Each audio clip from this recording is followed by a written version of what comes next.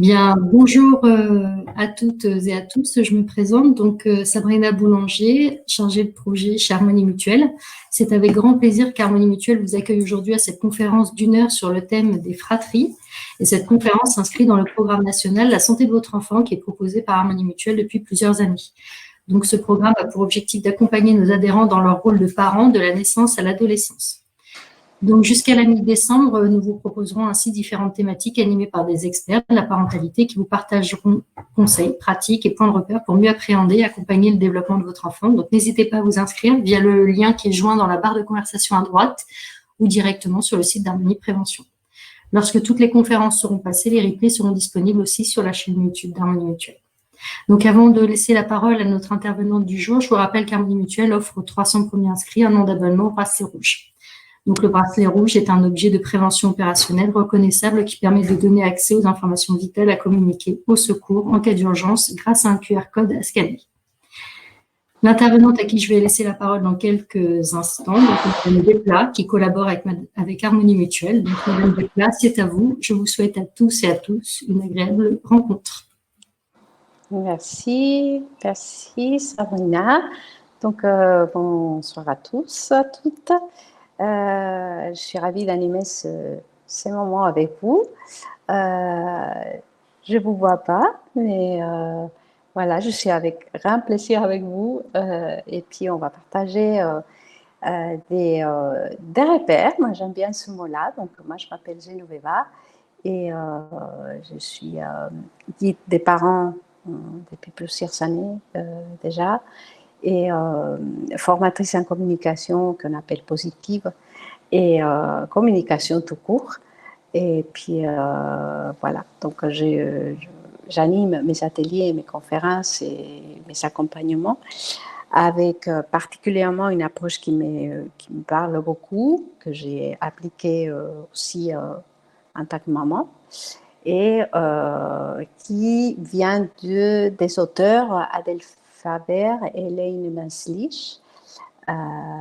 Et donc, c'est le matériel que je vous présente aujourd'hui. C'est des habilités qu'on appelle, des manières de procéder quand on a des conflits. Alors, notamment aujourd'hui, le thème d'aujourd'hui, c'est les relations entre frères et sœurs. Et notamment, donc particulièrement dans une famille recomposée. Donc là, je vais commencer juste, bien sûr, par un mini sondage rapide de comment, combien d'enfants vivent dans votre foyer. Si vous pouvez taper comme ça, 4, 5, 6, 3, voilà, les nombres d'enfants qui sont qui habitent avec vous, qui sont dans ce foyer. Et puis, je vais commencer par la question, voilà, la question qui est, donc 4, oui, voilà, la question qui est, c'est-à-dire la relation entre frères et sœurs sont déjà suffisamment chargées d'émotions pour provoquer une multitude d'explosions quotidiennes. C'est-à-dire qu'à la base, que ce soit recomposé ou par famille recomposée, peu importe, en fait, il y a déjà une charge émotionnelle. Donc, je ne sais pas si vous l'avez remarqué, mais c'est sûr qu'en tant que parent, vous vivez aussi des moments comme ça, même si vous êtes un parent voilà, d'une fratrie qui au quotidien, qui se retrouve avec toutes les émotions du quotidien, plus la gestion du quotidien que vous savez à la maison. Il faut tout gérer en même temps qu'on gère les émotions. Alors là, aujourd'hui, il s'agit des émotions. On va beaucoup parler des émotions. Parce que les émotions, donc, sont la base de toute communication humaine. Je ne parle même pas que de fratrie, c'est-à-dire qu'il y a tout dans l'ensemble de nos interactions au quotidien.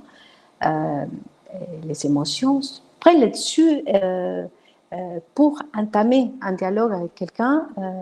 On a toujours cette envie de dire quelque chose. Et en fait, quand on le dit, quand on interagit avec quelqu'un, il y a les émotions qui nous parlent aussi à nous-mêmes, voilà, à soi. Et donc, alors, dans la rivalité, la jalousie, les conflits, d'où ça vient? Alors, il y a un fondement un peu plus profond que ce ce qu'on voit comme ça, à simple vue. Donc, il y a les dépits ressentis face au privilège et au succès de l'autre. Hein. Des enfants, les uns envers les autres, en fait, ils sont un petit privilège et qui va sauter sur une émotion qui va provoquer quelque chose sur l'autre enfant.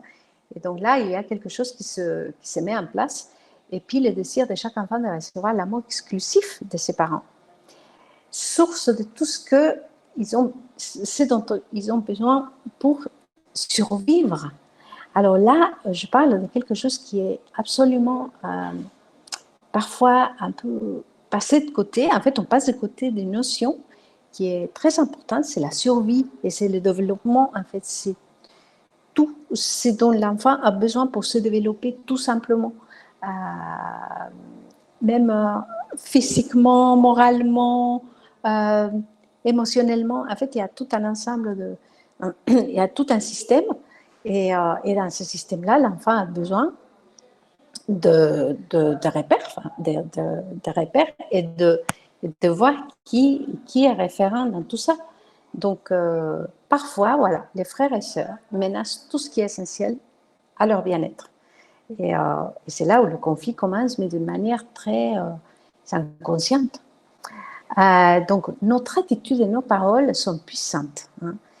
En fait, Faber et Maslich, elle décortique un peu la question en disant comment nous procédons au quotidien pour soit inciter nos enfants à réprimer leurs sentiments hostiles, soit à les réprimer en toute sécurité, c'est-à-dire à les exprimer, en toute sécurité, c'est-à-dire est-ce qu'il y a un moment où nos paroles vont être aidantes, hein, utiles pour la relation entre enfants, soit elles vont aller dans la confrontation, en fait. Et on va voir ça tout à l'heure, un peu plus en détail. Alors, aussi, on peut, dans notre quotidien, avec nos paroles et nos attitudes, on peut accentuer la compétition ou bien l'atténuer. C'est-à-dire que là, si vous remarquez, on parle presque d'un super pouvoir des parents, dans le sens où si nous soi-même, en fait, nous prenons conscience de ce qu'on dit, comment on agit, comment on interagit au quotidien, il y a quelque chose qui va peut-être nous amener vers de nouvelles manières de procéder et qui va nous faire comprendre pourquoi, en fait, les enfants agissent d'une telle manière. Hein. Alors, notre attitude, nos paroles sont puissantes aussi pour susciter des disputes ou favoriser la coopération.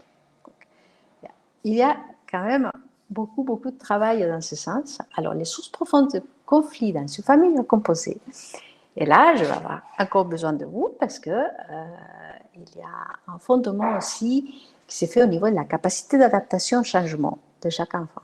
Alors, je ne sais pas si vous avez remarqué, justement, quand on change de maison, même nous, en fait, même quand on part en vacances, hein, il y a un moment, il y a toujours un temps d'adaptation à n'importe quel changement. En fait, même notre corps, quand il a chaud, pour avoir froid, en fait, il y a tout un système qui se met en place. Et ça, c'est une capacité aussi chez les enfants qui doit être, qui se met en place tout doucement aussi. Donc, en fonction de l'âge, en fonction de beaucoup de paramètres. Hein. Je ne vais pas rentrer trop en détail là-dedans, mais parce que je verrais bien vous partager plutôt les petites, comment dire, les pistes d'action. Hein. Alors, il y a aussi le conflit de loyauté.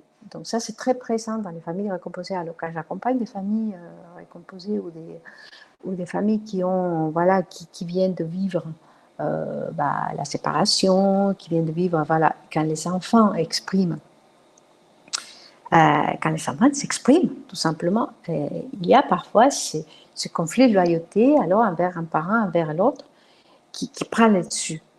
C'est pour eux, en fait, très déstabilisant parce qu'il y a un moment où ils se disent où je me trouve, en fait, il y a un manque de repères qui va se faire. Et les deux sources d'amour que je connais, donc, il y a une difficulté à prendre ma place là-dedans, au niveau émotionnel aussi. Donc, il y a ça. Et puis, il y a la non-reconnaissance des émotions des uns des autres. Et c'est là où je vais mettre un peu l'accent aujourd'hui. Et avant de passer, donc, voilà, justement, à ces pratiques, hein, c'est comment appliquer cette approche Faber Malish au sein des relations d'une famille composée. Comment vous vivez ça? J'aimerais bien. C'est-à-dire, est-ce que vous vous reconnaissez dans ce que je viens de dire, pas dans le sens où la capacité d'adaptation, est-ce que parfois ça vous parle? Est-ce que vous l'avez remarqué? Est-ce qu'il y a un conflit de loyauté parfois qu'il faut gérer, hein? Est-ce que la non-reconnaissance des émotions, alors voilà, ça c'est quelque chose qui est à travailler après. Donc, est-ce qu'il y a d'autres sources de conflits, hein, que je n'ai pas mentionnées ici? Ces sources, alors, peut-être plus que vous voyez comme ça au quotidien, plus, plus visibles, plus évidentes, que ces sources profondes que je viens de mentionner. Peut-être, je ne sais pas, hein, chacun pour prendre sa place, par exemple.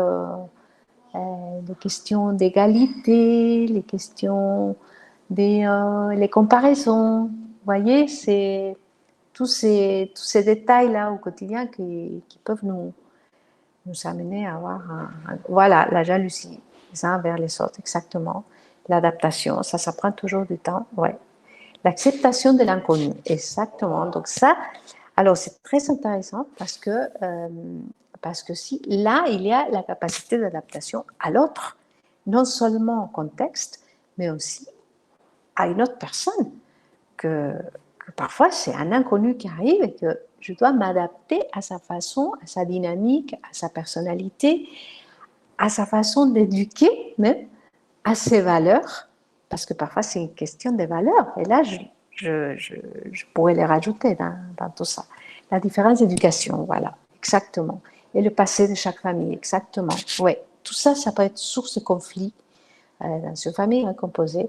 Et est-ce que vous avez remarqué qu'il y a une question aussi des valeurs et qui est très visible parfois, dans le sens où, imaginons, il y a un parent qui, que ce soit par son histoire, par son éducation, etc., va, par exemple, accepter, imaginons que les enfants mangent avec les doigts, ok, et il y a l'autre parent qui va être plus à cheval là-dessus et qui va dire non, non, ici, hors de question que chez moi, on mange avec les doigts. Enfin, c'est parfois ces petites choses qui peuvent pourrir le moment. Hein. Ça peut devenir très, très pénible. Est-ce que ça vous parle, tout ça? Déjà, est-ce que vous vous reconnaissez là-dedans? Est-ce qu'il y a... Bon, évidemment, on va parler de disputes aussi, hein, parce que ça peut engendrer des disputes.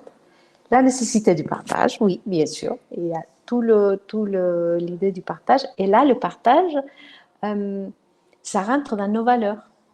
Parce que, alors, ces auteurs, moi j'aime bien comme elles présentent le partage, la notion de partage. C'est aussi une valeur. C'est-à-dire à quel point ça nous tient à cœur qu'il y ait cet élan de partager. Hein, parce qu'on imagine que nos enfants, quand ils vont être adultes, hein, ouais, ils vont être super égoïstes. Ils ne vont pas vouloir partager parce que là, s'ils ne partagent pas quand ils sont enfants, ils vont être absolument pas solidaires. En fait, on fait beaucoup de prophéties. Je ne sais pas si vous avez remarqué ça. On se, on se projette beaucoup. Hein. Alors moi, j'ai les conflits de la belle famille. Ouais, exactement. Alors il y a la belle famille qui rejette les enfants à moi. Ouais, ouais, c'est ça, exactement. Donc il y a comment faire. Alors voilà, on va aussi voir ça. C'est-à-dire qu'il y a aussi toute une adaptation, pas seulement à la maison, mais aussi dans le contexte qui est nouveau. Donc, et puis, ça dépend beaucoup de l'âge des enfants, ça dépend beaucoup aussi si l'autre famille a accepté tout ça aussi par rapport à leurs valeurs profondes. En fait, il y a tout ça qui se met en place à l'imaginer comment c'est compliqué. C'est ça. Alors, donc, si vous voulez bien, on va entrer un peu dans le cœur de ce que moi, je tiens à cœur à vous transmettre. C'est les émotions. Alors, qu'est-ce qui fait que nos émotions, que dialoguer au quotidien deviennent compliqués, même avec les enfants. Alors, au sein d'une famille recomposée, c'est d'autant plus tout ce qu'on vient de voir.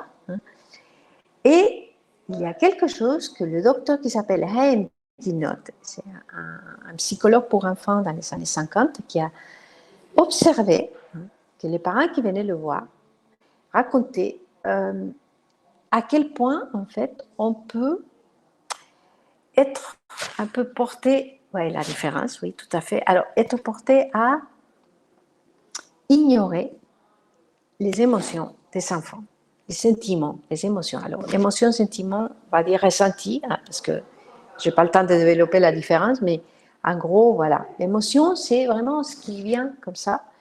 Et c'est, vous savez, c'est, enfin, entre guillemets, c'est drôle, mais bon, c'est pas très drôle. C'est que les émotions sont aussi une manière sont très utiles parce que c'est une manière de s'adapter à un changement. En fait, notre corps, notre être, va utiliser l'émotion comme moyen d'adaptation à un changement donné. En fait. C'est assez puissant comme concept. J'avoue que là, j'aimerais bien développer ça, mais je préfère vous donner encore des habilités, qu'on l'appelle, habilités de communication. Alors là, on parle de communication. Donc, est-ce que vous avez remarqué, par exemple, si je vous présente cette bande dessinée qui est issue toujours du livre Frères et sœurs sans rivalité de Faber et Maslich, au lieu de mettre de côté les sentiments désagréables qu'un enfant éprouve envers un autre, on va reconnaître ces sentiments. Et ça vaut pour toute la famille. Alors, par exemple, tu es toujours avec le bébé. Imaginons que, voilà, il y a la mère, le père qui vont vivre, en fait, comme ils peuvent, parce que parfois, c'est vraiment, on fait de notre mieux. L'arrivée d'un nouveau membre de la famille, que ce soit dans une famille composée ou pas, et puis on a tendance à dire, mais non. Est-ce que vous avez remarqué qu'on a tendance à dire, ah ben non, je suis pas en train de... Non, je viens tout juste de te lire une histoire.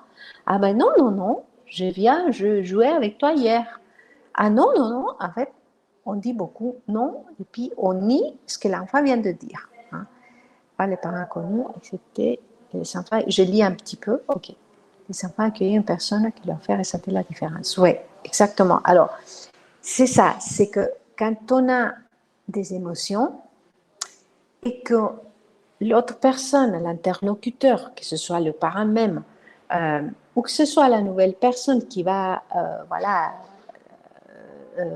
qui va faire partie de notre vie et que cet enfant, il va dire comment je dois réagir par rapport à ça. Enfin, c'est très confus dans sa tête.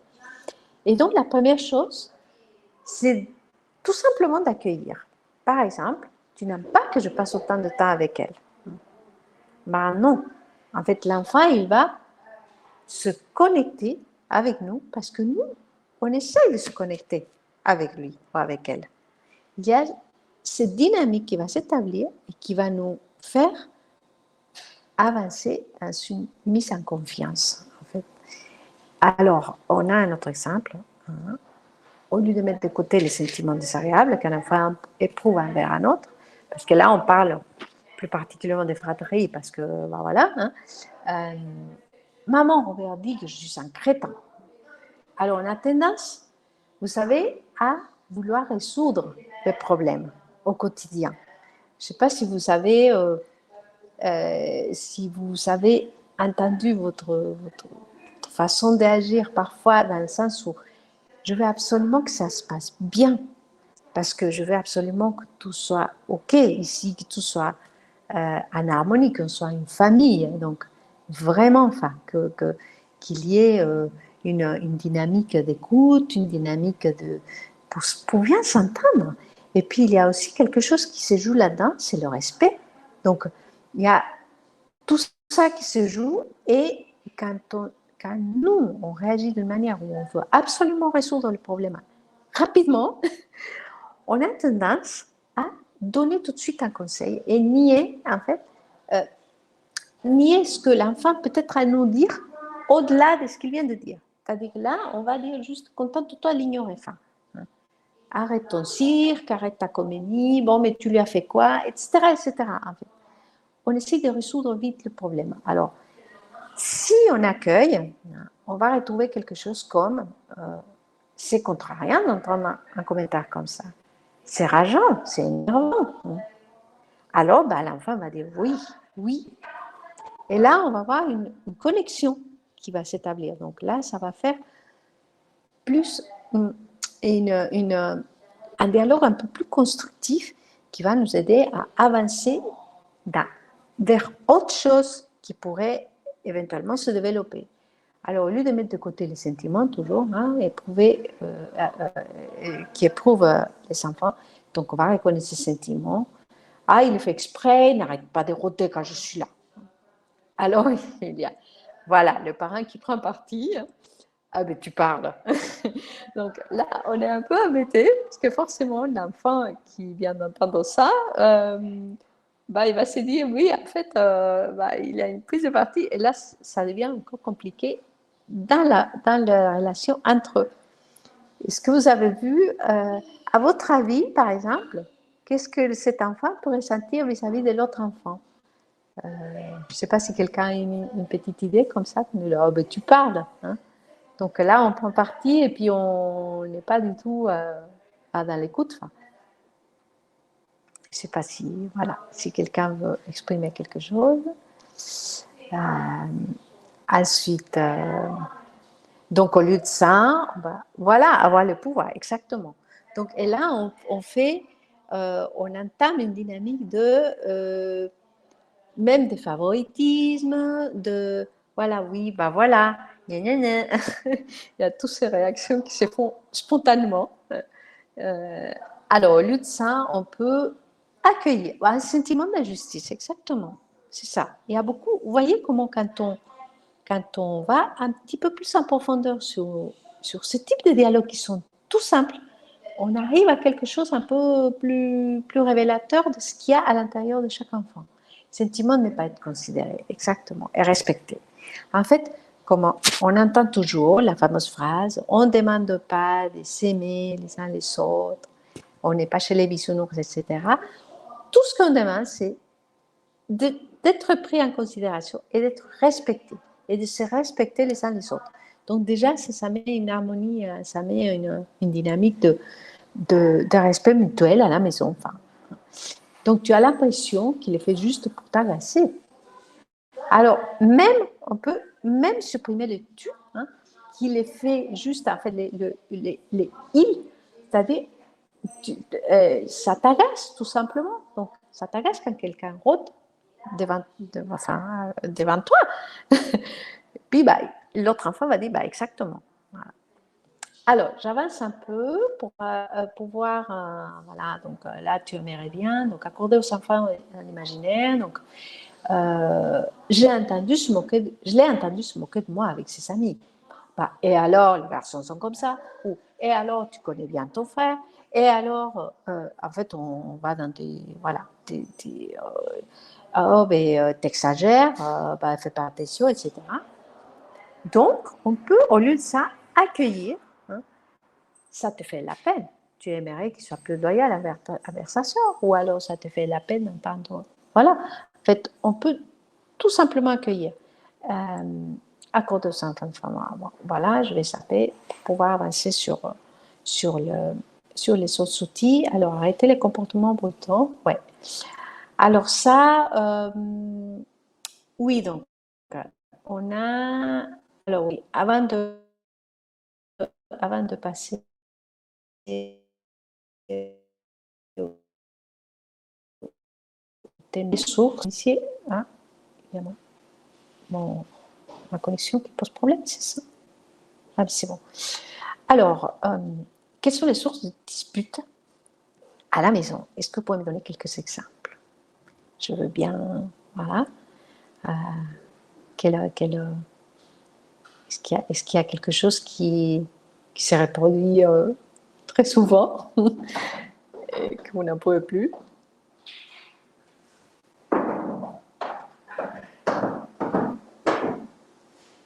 ok.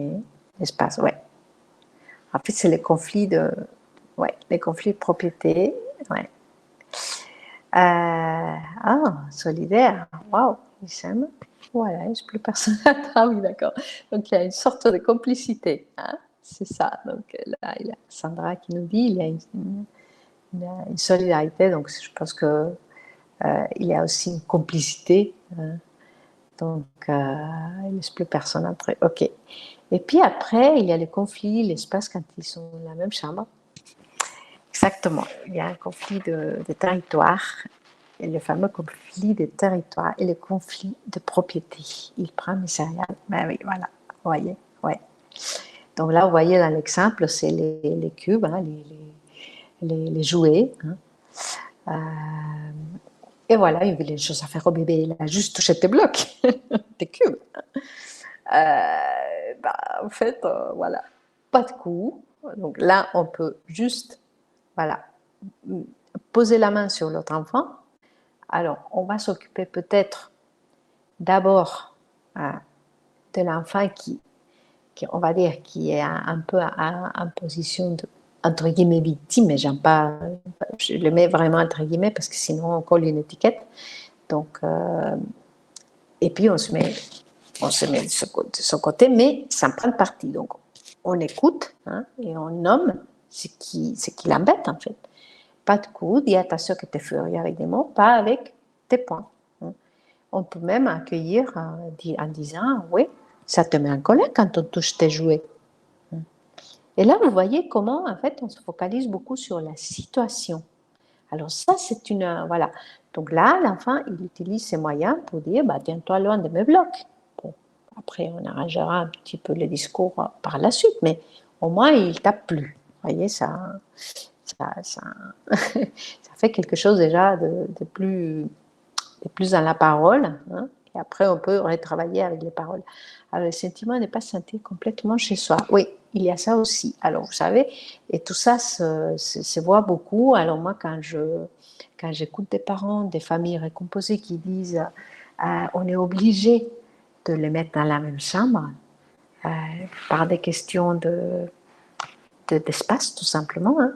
Là, il y a aussi beaucoup à travailler sur les émotions et le territoire de chacun, en fait, l'espace à chacun. Donc là, il y a... bon, ça, voilà, c'est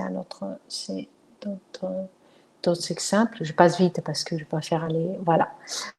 Alors, donc, on trouve tous ces conflits-là, les conflits qui sont assez récurrents et dont on n'a pas forcément la main. En fait, c'est ça le problème. C'est que parfois, on se dit, ben oui, mais comment on fait si je n'ai pas envie d'acheter 3 choix de céréales, comment je peux faire pour gérer ça? Et aussi, comment je peux faire aussi pour qu'ils se sentent chez soi tout en étant, c'est-à-dire, ou en partageant une chambre qui ne leur appartenait pas à la base, mais qui finalement est la leur, mais finalement, en fait, il y a tout un va-et-vient, vous voyez, d'adaptation. Encore une fois, on revient sur l'adaptation. Alors, maman fatiguée solidaire, trop solidaire. Ah oui, ok. Ça, c'est ce qui était avant, ok. Le sentiment n'est pas senti complètement chez soi, ok. Donc, vous voyez comment ça se présente. Donc là, par exemple, éviter les comparaisons. Alors, est-ce que ça vous parle, les comparaisons? Ça aussi, parce que quand on a des conflits les conflits de territoire, les conflits de propriété, il y a aussi tout ce qui est lié aux comparaisons qui vont un peu aussi, alors je prends ma place, mais en tant que personne aussi. C'est pas seulement la place physique, mais c'est aussi en tant que personne. Donc, et quelque chose qui engendre beaucoup de conflits, c'est les comparaisons. Et même les comparaisons favorables parfois. Donc, vous allez voir, là par exemple, c'est dégoûtant, même les bébés ne renversent pas tout sur lui. Alors, forcément, là, l'enfant va dire, elle me déteste, elle aime les bébés. Ou elle me déteste tout simplement. Enfin, hein. Alors, on peut, encore une fois, je crois que c'est une des habilités que ces auteurs, moi, vraiment, je trouve que c'est très puissant dans le quotidien, déjà accueil des émotions ou sentiments, hein, et aussi l'idée de décrire la situation. En fait, quand on décrit la situation, les enfants sont portés à focaliser leur attention sur la situation et non pas sur les personnes, sur les autres enfants, sur l'autre parent, sur la marraine, sur le voisin, sur la mamie. En fait, on se focalise sur le problème, la situation, même si ce n'est pas un problème. Par exemple, là, l'enfant qui fait un peu de bazar à table, enfin, un peu de lait coule sur ta chemise. Vous voyez comment, en fait, on utilise des mots qui vont décrire ce que l'on voit. Et donc là, l'enfant, il va uniquement porter son attention sur ça et avec ses capacités, il va se dire, ah oui, je vais l'essuyer. Ou alors, ah oui, il y a une goutte. Voilà. Ou alors, il va se dire, peut-être, il ne sait pas quoi faire. Donc là, c'est aux parents de réagir en conséquence, qui va dire, ah, on a peut-être besoin d'un torchon, on a peut-être besoin de changer la chemise. Enfin, est-ce que, voilà. Éviter les comparaisons défavorables, bon, ça pareil, hein. Comment se fait-il que ton frère arrive à rentrer à l'heure pour ses leçons de musique, mais toi, jamais? Alors, je déteste ces garçons modèles. Attendez que je l'attrape. Vous voyez comment ça, tout de suite, ça va aller vers la personne. Et là, ça va provoquer de la rivalité, de la jalousie, la prise de parti, etc. Même conflit de loyauté, parfois. Hein, ouais. Alors, donc, on va essayer de plutôt utiliser un langage qui paraît, qui décrit. Ça fait 5 minutes que ton professeur de guitare t'attend. Ah, j'aurais dû rentrer directement de l'école.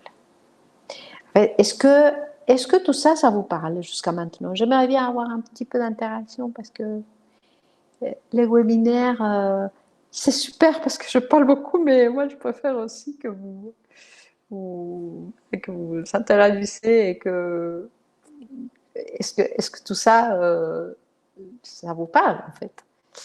Alors, évitez les comparaisons défavorables. Donc, je t'interdis de me traiter de lente. Ta sœur ne me parle jamais de cette façon. Hein? Ou alors, un tel. Hein? Voilà. Tout ce que je fais, c'est mal. Tout ce qu'elle fait, c'est bien. En fait, c'est le message qu'on transmet à l'enfant. Voilà. Qui va faire la suite, en fait. Alors, on peut tout simplement dire, c'est pénible pour moi de rendre service quand on me critique. En fait, c'est parler de soi. Par exemple, la personne étrangère, hein, l'inconnu qui arrive dans un foyer et qui va nommer ses émotions. Les enfants sont plus partants, et ses besoins, sont plus partants à l'écouter parce qu'il n'est pas en train d'accuser. Est-ce que vous avez remarqué que quand on nous accuse, on est en mode défense. Et là, on n'est pas prêt à écouter personne même. Alors le problème, c'est que parfois les disputes reviennent trop souvent et on s'agace à force. Ouais. Alors, comment on peut faire pour les disputes? Alors, on va passer direct aux disputes. Donc là, je vais faire mieux surveiller mes paroles. Est-ce que vous voyez que le dialogue interne, en fait, moi je vais finir cette partie de comparaison dans ce sens. Est-ce que vous avez remarqué que les comparaisons, que le message qui reste, le message que l'enfant se dit, les mots qu'il va, voilà, qui vont lui faire avancer, qui vont lui faire aller dans la réflexion, sont très différents dans un cas comme dans l'autre cas. Ah, il y a la question de l'estime de soi, il y a la question, et il y a beaucoup de questions. Alors, désolée, je ne peux pas développer tout ça en 1 heure, mais je vous donne voilà, quelques exemples. Pouvez-vous nous donner des conseils pour les ados? En fait, c'est tout à fait la même chose. C'est-à-dire que là, si vous voyez, bon, dans les bandes dessinées, alors, c'est des bandes dessinées, je tiens à dire que c'est des bandes dessinées des années 80. Donc, en fait, ces conflits ont toujours existé, si je veux bien dire. C'est qu'ils ne nous rassurent pas vraiment, mais en quelque sorte, je trouve qu'on trouve des pistes intéressantes. Peu importe l'âge, le fait de décrire et d'accueillir, hein, ça va nous donner une autre façon de déjà, oui, le langage interne, en fait, peut rester sur le sentiment d'être en faute, de ne pas bien faire, même si notre langage est non jugeant. Alors, oui et non, c'est-à-dire que s'il y a quelque chose qui se passe au niveau beaucoup plus profond, ben oui, il y a encore un travail à faire parce que si c'est des problèmes récurrents, vous voyez, c'est dans ce sens peut-être que... Mais le message interne, en fait, moi je pense que ayant entendu des témoignages des parents que j'ai accompagnés pendant toutes ces années, je trouve que ça apporte quand même beaucoup plus d'éléments qui vont plus vers un dialogue vers soi que vers l'autre. Donc, ça peut aider à se faire un dialogue interne beaucoup plus doux et en fait, c'est non jugeant. Même l'enfant lui-même, il se juge beaucoup moins quand on n'est pas dans le jugement, nous non plus, de l'extérieur. Alors, concentrez-vous sur les besoins individuels de chaque enfant. Ah oui, alors après, il y a les questions d'égalité et d'équité. Hein. L'égalité, l'équité, c'est aussi toute une histoire. Alors, parce que si on donne, voilà, tu lui en as donné plus qu'à moi, oh, tu as encore faim. Alors, ça, c'est oui, un peu. Tu aimerais la moitié d'une crêpe ou tout en entier? En fait, parfois, quand ils disent tu lui en as donné plus que moi, hein, nous, on essaye encore une fois de se défendre et de dire mais non, hein, ben non, je t'ai donné, regarde, je t'ai donné deux. Puis elle dit, à elle, je lui ai donné deux. Oui, mais les siennes, elles sont plus grosses. En fait, on va enchaîner sur une dynamique qui ne va pas aider, tandis que là, on va se focaliser sur le besoin spécifique de chaque enfant, sans parler de l'autre enfant. Quand on s'adresse à un enfant, on s'adresse à un enfant et on ne parle pas de l'autre. Ça, c'est, voilà, ça, c'est un... Bon, j'aurais bien aimé faire un peu de prise de conscience, mais je crois qu'on n'aura pas trop le temps de... Je vais voir si tout à l'heure, on a quelques petites minutes pour ça. Donc, comment régler les disputes? Alors, quand on rentre dans la dynamique des disputes, hein, il y a une question, par exemple, comment vous essayez de régler les disputes? Alors, moi, j'aimerais bien, voilà, avoir peut-être un petit retour de comment vous, quand ils se chamaillent, quand ils se disputent ou quand ils carrément ils se bagarrent, en fait, ça dépend des degrés, hein. J'écoute chaque enfant, voilà. Donc, on écoute chaque enfant, ok. Et alors après, il y a des parents, voilà, qui essayent de régler le problème tout de suite. Alors, il y a notre côté, on veut savoir qu'est-ce qui se passe. Ça, c'est, voilà, parce que dans notre surpuissance absolue, on imagine que nous, on va avoir la baguette magique pour résoudre ça et que là, voilà, ça va se passer mieux quand je saurai ce qui se passe, quand j'aurai fait ma recherche, mon enquête, hein, et essayer de trouver une solution ensemble, c'est ça. Alors, est-ce que vous avez remarqué que, effectivement, quand on essaye d'intervenir d'une manière intrusive, alors, qu'est-ce qui se passe ici? Qu'est-ce qui va se passer? Ben, il y a un enfant qui va dire, ah, mais c'est lui. En fait, non, c'est lui. Qui a commencé? Ah, mais c'est lui. Ah, mais c'est elle. En fait, ça ne va pas aider du tout. Je ne sais pas si vous avez remarqué ça. Et puis, alors, comment une affiche à laquelle il faut se référer pour trouver un apaisement? Ok, compromis, arrêter de jouer, voilà. Faire un peu de... Oui, exactement. C'est-à-dire que là, ce que je lis, c'est que de faire une sorte de... Enfin, même une sorte de règlement ou de brainstorming, en fait, il s'agit de ça, c'est de proposer des solutions ensemble. Hein. Alors là, ce qui est proposé, c'est exactement voilà, ce qui aide la plupart du temps. Alors, je tiens à dire que tout ça, hein, c'est pas de la magie, c'est pas parce qu'on fait ça que la vie est belle et merveilleuse. Mais d'après les témoignages des parents, ce que j'écoute dans mon quotidien, ça aide beaucoup à avancer vers quelque chose de plus durable et plus apaisant. fait, c'est ça.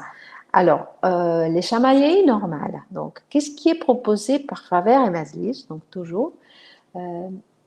Bon, les chamailleries normales, vous avez remarqué que parfois, ça commence un petit peu à chauffer, un petit peu, et puis qu'après, bon, finalement, tout le monde rigole, ou alors, finalement, bon, ils se tapent un petit peu, mais finalement, ils commencent on commence à écouter des coups, mais il y a un moment où, s'il n'y a pas danger, ben, ça s'arrête tout seul. Donc, il s'arrive à un compromis. Donc, pensez à vos prochaines vacances. Dites que l'enfant fait son expérience importante de résolution des problèmes. Après, ça monte, donc degré 2. La situation se dégrade, l'intervention dans l'adulte pourrait être utile. Donc, reconnaissez leur colère, comme disait quelqu'un dans le chat, là. Voilà, Nadia, oui, voilà, c'est ça. J'écoute chaque enfant. Donc, la situation se dégrade, donc reconnaissez la colère, vous savez l'air feu l'un contre l'autre. Alors, reflétez les points de chacun de ses enfants. Ainsi, Sarah, tu veux continuer à tenir le chiot parce qu'il vient juste de s'installer dans tes bras. Et toi, Benoît, tu trouves que toi aussi, tu as le droit à ton tour. Et puis, on décrit le problème avec respect. C'est une situation difficile. 2 enfants, mais seulement un petit chien. Et là, on va manifester la confiance. On va installer un climat de confiance. Et surtout, ça va éveiller la capacité des enfants à trouver des solutions. Donc, on va inviter à, je vous fais confiance pour trouver une solution qui sera équitable pour chacun de vous et juste pour les chiens. Donc, on quitte la pièce et on laisse, tant qu'il n'y a pas de danger potentiel, évidemment. Alors, la situation qui pourrait devenir vraiment dangereuse. Donc là, on a informez-vous tout simplement, sans le côté enquête, tout simplement poser la question. Parce que parfois, on ne sait pas trop si c'est un jeu ou si c'est une vraie bagarre. Donc, est-ce que c'est une bagarre pour jouer ou est-ce que c'est une vraie bagarre? Donc, rappelez-le la règle. On peut jouer à se battre si tout le monde est d'accord. Si ça n'amuse pas tout le monde, ça doit cesser. Alors, si le jeu est trop rude, selon vous, vous pouvez être en train de jouer, vous pouvez jouer, mais je trouve que ça devient trop rude. Donc, vous devez trouver une autre activité. Ou alors, j'ai un peu peur de voir que quelqu'un se blesse. Ou alors, voilà, vous trouvez les mots qui définissent, en fait, qui nomment aussi, parce que nous, on a le droit, évidemment, en tant qu'adultes, de nommer et d'exprimer nos émotions. Quand, par exemple, je ne sais pas, moi, l'enfant qui dit oui, mais t'es pas ma mère, oui, mais je veux pas t'écouter, ou alors fous-moi la paix, ou des choses comme ça. Alors, nous aussi, on a le droit de dire, voilà, j'aime pas entendre ces paroles, je vois que tu es très en colère. Alors, je te propose qu'on en parle à un moment qui te convient pour trouver une solution pour cette situation-là. C'est la même dynamique que dans les disputes entre enfants. On va utiliser cette dynamique de chacun essayer de trouver une solution pour que, des idées pour qu'on arrive à un compromis. Moi, j'aime bien plutôt remplacer le mot solution par compromis. Parce que trouver une solution, c'est un peu comme un énorme but. Peut-être que, voilà, il n'y a pas une solution absolue qui va convenir à tout le monde, mais on peut trouver des idées et on peut trouver des compromis. Il y a peut-être quelqu'un qui va se sentir moins à l'aise, mais qui va être tout à fait d'accord pour essayer une proposition. Alors, niveau 4, situation définitivement dangereuse, donc l'intervention de l'adulte est indispensable. Donc là, décrivez ce qui se passe. Donc, vous êtes tous les deux très en colère, l'un contre l'autre. Séparez les enfants. Ce n'est plus prudent d'être ensemble. Vous avez besoin d'un moment de calme. Alors, toi dans ta chambre, toi dans la tienne. Alors, moi, j'aime pas, c'est-à-dire que Fabien m'a dit, en fait, quand il propose ça, et je tiens bien à le dire, parce que ce n'est pas du tout l'approche par la suite, ça ne veut pas dire qu'on va enfermer l'enfant dans une pièce, ok? Ça veut dire qu'on va juste les séparer pour que chacun juste s'apaise, trouve un moment de calme, mais tout en disant que l'adulte est toujours là. C'est-à-dire là, moi je reste là, on va juste trouver un moment de calme chacun, mais on revient et on en parle. C'est pas, c'est pas dans le sens punition. Attention, hein, parce qu'il y a quand même une nuance très importante là-dedans. Et quand on voit tout ça tranquillement dans des ateliers ou quand on décortique les outils, forcément, on arrive au stade où l'enfant est toujours, l'adulte est toujours présent. Il n'est jamais coupé de la connexion. Il ne coupe jamais la connexion avec l'enfant et il ne le laisse jamais dans une pièce tout seul, hein, ni dans un coin tout seul, parce que l'enfant ne réfléchit rien du tout quand on l'éloigne, quand on l'écarte comme ça. Donc on tient à l'avoir sous la vue, mais à lui dire, voilà, quand tu te sens prêt pour parler, on peut parler. Et on peut se trouver un compromis, trouver des idées, etc. Ce que vous proposez est possible à partir du moment où l'adulte a du recul sur ses émotions, sinon c'est vraiment difficile de faire cela. Alors, certes, c'est difficile, hein, ça, je tiens à dire que ce n'est pas évident, parce que d'abord, on n'est pas habitué à parler de cette façon. Hein. Ensuite, on n'a pas, comment dire, on n'a pas toujours, en fait, la main sur la situation, donc ça nous dépasse et le quotidien nous dépasse. Donc, c'est vrai que nos émotions prennent le dessus et là, on est, même quand il se chamaille, imaginez-vous, quand il se chamaille, avant de partir à l'école, c'est hyper compliqué. Donc, tout ce qu'on veut, bon, dépêchez-vous, allez, on y va, etc. Donc là, ça devient très compliqué pour tout le monde, sauf que, je vous invite à juste essayer un tout petit peu d'accueil. Les fameux petits pas. Je ne sais pas si vous connaissez un peu cette notion-là. Ok, on n'est pas toujours disponible pour accueillir, certes, et là, on doit nommer nos émotions, écouter vraiment ce qui se passe en nous. Alors, ça peut prendre 3 secondes. Je veux dire, là, je ne peux pas écouter. Alors, les enfants, je ne suis pas disponible là pour l'instant.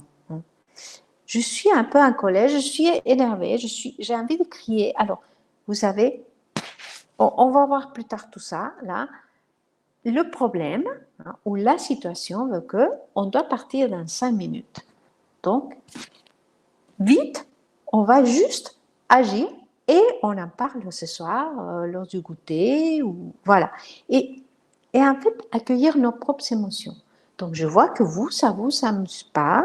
Je vois que vous n'avez pas envie de partir à l'école, ou je vois que, etc., etc. En fait, décrire la situation qui se passe entre enfants, et ça, c'est très porteur aussi, que l'enfant puisse rester avec cette idée de, il y a une situation et je dois la travailler, et on verra bien plus tard comment on peut trouver un compromis.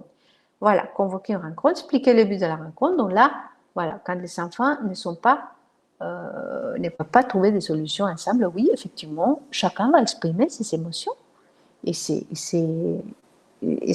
idées. Donc, et que ce soit une famille recomposée ou pas, hein, ça s'applique à tous les foyers. Alors, voilà, quand les parents, voilà, donc inviter les enfants à chercher des solutions, donc ça, on les a vus. Alors, on va accueillir tout sans s'évaluer. Ça aussi, c'est important. Et puis, par la suite, on peut écrire, on peut cocher ce qui convient à tout le monde, ce qui convient à la majorité ou ce qui peut faire compromis. Donc, voilà. Alors, bon, on a les 5 petites minutes de fin. Pas une situation dans l'après-coup, même si c'est oui. Alors, oui, tout à fait. Et c'est une question, merci Céline de l'avoir posée, parce que c'est une question très courante et très importante. C'est-à-dire que quand on a une situation qui bloque, ou que parce qu'on doit partir à l'école vite fait, ou parce qu'on est agacé, parce qu'il y a eu plein de choses, okay, et qu'on ne peut pas s'occuper du problème là, tout de suite, alors vous savez quoi? Le post-it, c'est un outil merveilleux. Donc, on note, hein, petit problème, machin, ou utilisez le mot qui vous convient. On le note. Et puis, après, on prend rendez-vous par la suite. Quand tout le monde aura pris ses esprits, que tout le monde aura été plus disponible et qu'en plus, peut-être qu'on a raté un peu le coach, on l'a raté. Donc, ce qu'on va faire, c'est que revenir là-dessus en disant, les enfants, il y a une situation hier, il y a une situation la semaine dernière, qui me tracasse un peu, hein, ou même beaucoup, et qui me tient à cœur, qu'on s'en occupe. En fait, ça me tient à cœur qu'on s'en occupe et qu'on aille vers vraiment quelque chose qui peut être constructif pour tous et dans la respect de chacun. Donc, est-ce que ça répond un petit peu à la question? Je n'ai pas en fait donné des réponses toutes faites. C'est à vous à expérimenter. C'est ce que l'approche, voilà, c'est ce que l'approche veut. C'est que nous, on ne soit pas non plus des parents qu'on va juste, faites ci, faites ça, et puis les guides des parents disent comment faire les choses. Non, c'est qu'on propose des pistes, on propose des expérimentations, on propose des expériences, vous voyez. Et puis si ça fonctionne un tout petit peu, c'est déjà un petit peu. Donc c'est déjà un petit peu. Voilà. Donc moi j'aime bien finir toujours par la phrase de Henry, donc le docteur dont je vous parlais avant. Tous les sentiments sont légitimes, tous les comportements ne sont pas acceptables. Donc oui, je vois bien que tu es très en colère parce qu'on a pris tes céréales ou parce qu'un tel Sarah a pris tes céréales ou tes jouets ou peu importe. Hein. J'entends, voilà. Le problème, c'est que tu peux lui dire d'une autre manière, plus respectueuse. Donc, on va essayer de trouver les mots qui conviennent dans ce sens. Hein. Et là, on se focalise encore une fois sur la situation. Là, la situation est telle, qu'est-ce qu'on pourrait faire ensemble pour qu'elle se ne reproduise plus ou pour que la prochaine fois, hein, parce que ça va se reproduire, pour que la prochaine fois, ça se passe mieux.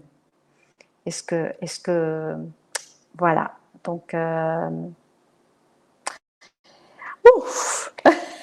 Donc, quelques minutes. Je veux juste un petit retour de votre part. Est-ce que ça a été utile? Bon, voilà, compléter les questionnaires de satisfaction que j'ai pas, je sais pas comment vous allez les recevoir. Je crois que vous allez les recevoir par mail.